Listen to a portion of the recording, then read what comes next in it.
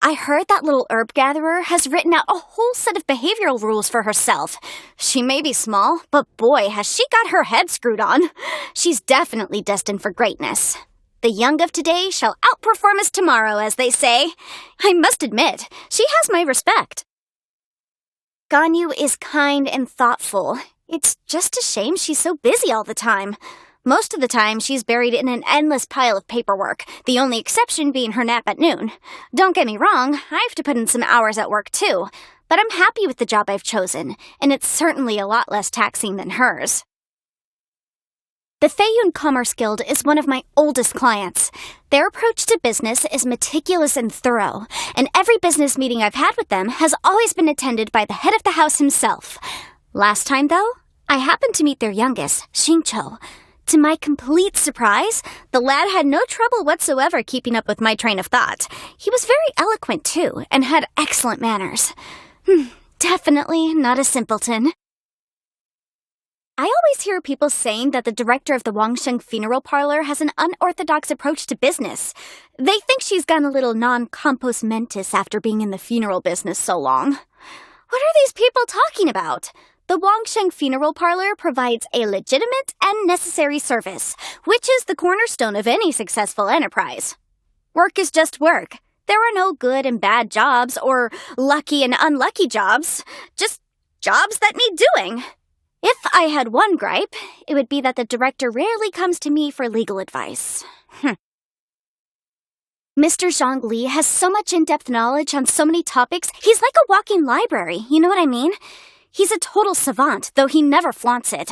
I could tell just by looking at him. People like him rarely shy away from taking on complex problems alone, so in my estimation, he's certainly not a potential client. And yet, somehow, I can't help but think I know him from somewhere. It's hard to describe the feeling. I asked my father about it, and he just said something to the effect of he didn't know either, though he seemed a little evasive. It was so strange. Anyway, makes me wonder if my father is hiding something from me. All right then. If he won't tell me what's going on, I'll just have to find out for myself. You must have heard of the Tianquan Ningguang. She's the highest authority where the law is concerned, and often makes amendments to the legal codices.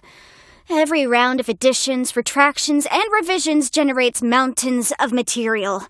Why, the latest edition of the legal codices contained 3 new laws, 121 revised legal annotations, and an array of new legal precedents. Archons know how long it's going to take me to commit them to memory. Still, she's a businesswoman at heart. I'm not about to let her beat me when it comes to the law. Once I finish memorizing these, I need to step up my productivity. The Yuheng doesn't deal with matters of the law, and thank goodness. Knowing Keqing's attitude toward work and ruthless efficiency, I'd end up losing a lot of work. Although, no, surely it wouldn't come to that. She's a stickler for doing things the right way. No doubt she'd offend people. But if she had someone like me as her legal assistant, no way. Why should an eminent legal expert such as myself be relegated to the role of assistant? If she needs legal counsel, she can come and find me. Eula saved me once, and we've kept up correspondence ever since. She's very familiar with the Knights of Favonius' legislation, but has never been one to be bound by convention. She uses cunning logic to deal with problems flexibly.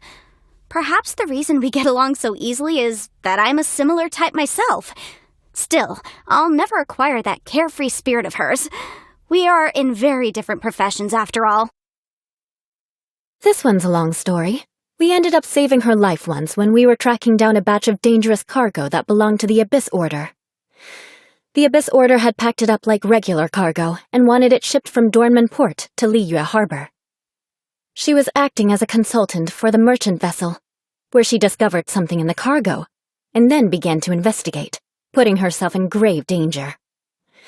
Had we arrived just a few minutes later, it's likely she wouldn't have been so fortunate.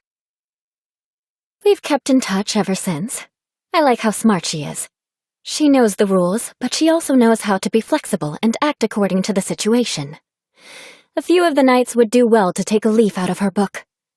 Also, with her smarts, maybe she could help me track someone down that I've been looking for. She does owe me a favor from last time, after all.